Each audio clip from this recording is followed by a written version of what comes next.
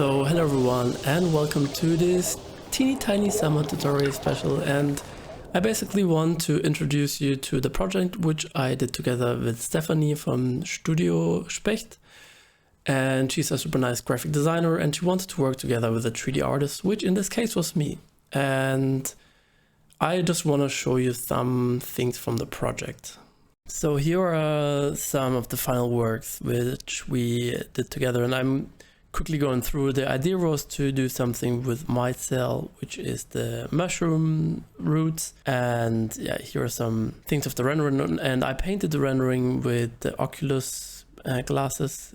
I like the results and I will show you some of the renderings in a little bit bigger of a resolution and some of my tests. For example, I did some animation tests here, which was totally something different. Then some animation again with the myzel, which kind of looks nice, and some still renderings here with some ideas for the posters.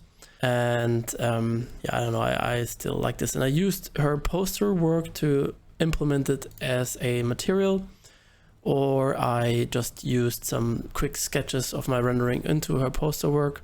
And then she did something different. So these were also some of her quick sketches. And yeah, I like the combination of working together with a graphic designer. And just one thing which I want to show you, which perhaps not every one of you knows, but probably some of you actually do, is she wanted to use this glass in front of the poster. And let me quickly see how the final poster looks like. Yeah, this is this one on the right. I thought it would be nice to kind of see the poster through the poster. I mean the glass through the poster, but she needed an alpha channel. You just have your object here. For example, I have this glass object and this, and I'm using a glass material here, and I'm using, so cinema crashed, so I need to load it again. You can see the mesh is pretty high res and it's not the best. I mean, this is crazy high res, so it's a bit slow to work. And you can see down here, I'm trying to open the second scene, which is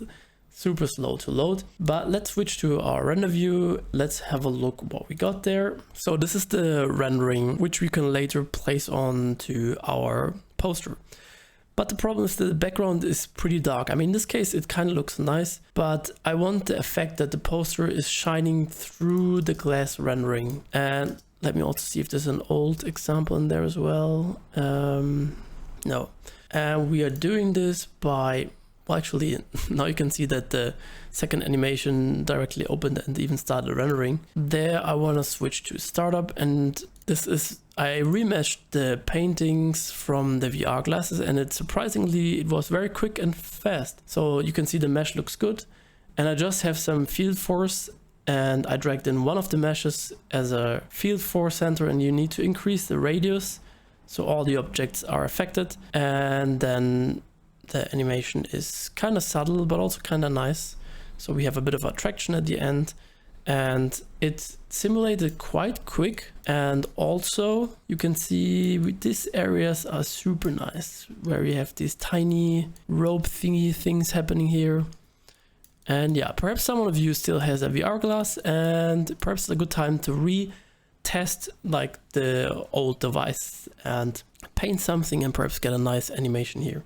But other than that, this animation is like super basic. I'm just playing around a little bit with the surface and a bit of the softness here. Going back to the other one, where Stephanie only wanted a clean render with a transparent background. So in the render settings, I am saving a PNG with just an alpha channel. I don't use separate alpha or straight alpha. Then in the output, it was, I think, even 16,000 at the end, but for our quick test, let's just make it 2,000. So it's rendering way faster. Let's just save on the desktop. So we have our scene with the objects now. Just a quick tip for glass: if you render like this, in general, glass renders very slow. So I rarely use denoising, but in this case, I think it's a really good example, because the denoiser is killing me so many little details, surface imperfection and everything. But in this glass rendering, I don't have much, so I use optics denoiser enabled, and the threshold is 0.06. So it renders relatively quickly. Turn off your motion blur, and I have a lot of reflection passes and combined passes so that the glass can go deeper through it.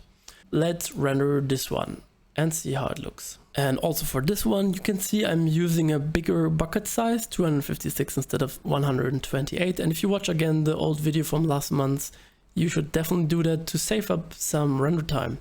And this trick really nearly made the render double as fast. So you can see the optics denoiser is working pretty quickly. Normally glasses renders incredible slow. Like, I don't know what's wrong with Redshift slow. But in this case, you can see it's sort of kind of nice. We are 1 minute in and most of the difficult part is already rendered. In total, it looks quite nice, but we definitely have too much gray going on. And I will show you the difference in a second. So now as a next step, I want to create an object behind my rendering. So you can see it's quite big and relatively far away. You can play around with the scale and, I don't know, put it closer. Now you can see if you put it closer, the poster itself is more visible, or some parts are more visible. If you put it like super close, you can see it's getting pretty visible also. We nearly don't have any perspective distortion on the side, so you can see there's no dark areas here. And it might look a little bit flat. So let's put this at a interesting angle to the back, and now you can see that we still have some black areas going on and some of the poster refracting through the glass. Depending on your liking, you can add, for example, another one on like the left side. And now you can see on the left we have more of this glass going on, and I even added one to the bottom. So there's a lot of this poster refracting through. And by the way, for the poster material, I'm using emission. Put the material you use into a emission color, and I use a weight of 1. Let's just keep in mind that you can't render this like this, so we need to apply a redshift tag. And let's quickly do this again. So right click, redshift tag, in render tag, redshift object. Then we need to turn on visibility, and I don't want to see the primary ray. I only want to see the reflection and refraction. So apply this to all your floors or backgrounds, and then let's render again. So our second rendering is now finished. It rendered 1 minute longer. Perhaps it's a bit more difficult to calculate for C4D. So I posted both of the renderings in Photoshop now. And you can see that we rendered everything with a transparent background. The glass itself is not opaque. In this case, I actually like the pretty dark glass. It looks really interesting. But because there was nothing in the environment to refract through the glass, that's why everything turns out like super black in this case. And that's why I wanted to have the final poster to be able to put that into the rendering as well.